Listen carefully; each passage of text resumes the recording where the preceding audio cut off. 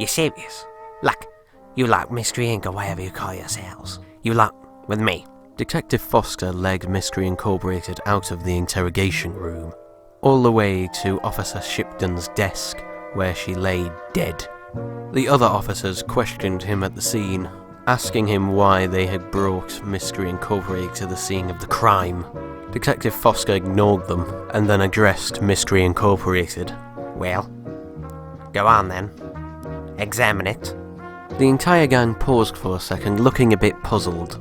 Look, I don't know who's doing these, but I'm pretty certain now that it's not you, considering you were all in custody when it happened. So go on then, you're the great mystery detectives. Solve this mystery, and do it quickly, because I'm starting to regret this decision already. Fred was the one who spotted a ripped piece of the paper. He recognised it almost immediately before reading the few letters that were still on the text. There was no doubt about it. This was a torn-off piece of the note the gang was sent by Mr. Jimmy Wolfe. Detective Foster now had at least enough evidence to believe the gang, but not enough to prove it. In order to do that, they would have to go back to the scene of the crime, a notion which Shaggy and Scooby were all too unhappy about. They were much happier to be accused of the murder as long as they were kept in a nice, secure police station and not have to face a murderer. Or to them, worse, the Red Devil Demon. And there was no more Scooby snacks to convince them. The gang had no choice but to think of another way to convince Shaggy and Scooby to come along with them. And unfortunately, they only had one method left at their disposal.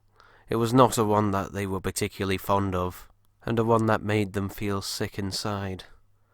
But they had to do it. Guilt-tripping them. Shaggy and Scooby may be many, many things. Cowards, obsessive eaters, goofballs even. But something they definitely were was loyal. They were the glue that kept Mystery Incorporated together.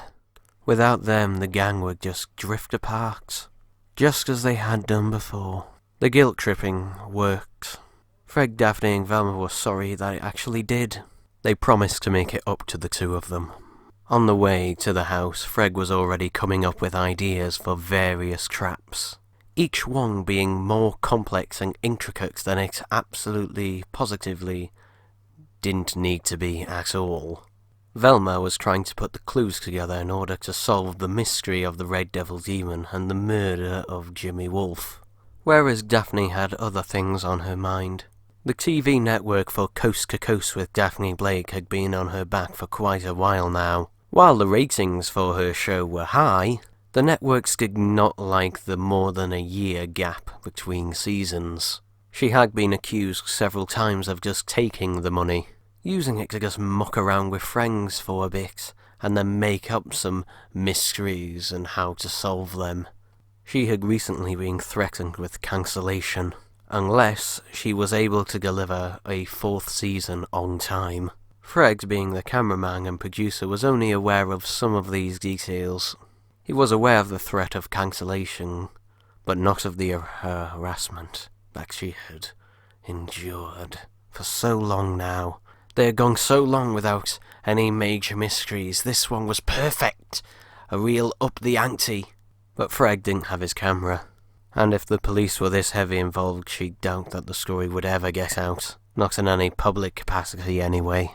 People often talk about Shaggy and Scooby being blissfully unaware of things surrounding them.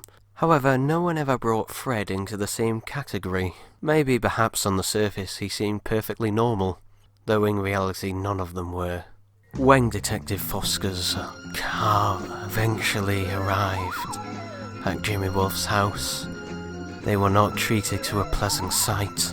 Scattered around the garden, and one hanging out of the window backwards, were the corpses of all the dead officers who were at the scene. Each and every one of them had been brutally murdered. The odd thing was that the way that they were murdered was unnecessary. It just seemed to be crueler for the sake of it. There were similar knife wounds in each of the corpses. The odd thing about it is that rather than just stabbing the victim, which would have been enough to kill them, the knife wounds were much larger, suggesting that the body had then been gouged out, possibly when the victim was still alive, slashing and slicing through them, all in order to create the most amount of pain and most amount of blood. The one and only upside is that this method would have been slightly quicker than just the single stab, but agonizingly more painful. Shaggy and Scooby were ready to flee the scene. However, Daphne grabbed Shaggy by the shirt and Fred Scooby by the collar to stop them from darting off into the night. Though at the sight of them, the rest of the gang did have their doubts. Even Detective Foster suggested that they should flee the scene and come back with backup. However, before any more decisions could be made, a puff of red smoke began to emit from under the doorway of the house. Even though it was coming from a small entry point, it quickly filled the air outside, engulfing everyone into the red smoke. None of them could see where they were anymore, or where they were going. They could still, however, hear each other, so each of them shouted out to make sure that they were all alright. The red smoke was almost disorienting. Velma then quickly realised what it was, and shouted out, "It's knockout gas!" All of them tried to cover their mouth and nose as best as they possibly could. Both Shaggy and Scooby both hid in Shaggy's shirt. When the red smoke finally started to clear, the two of them slowly popped their heads up. They could hear someone behind them, heavily breathing. They both gulped. The two of them, both too scared to move, turned their heads slowly, and, just as before, behind them was the Red Devil Demon.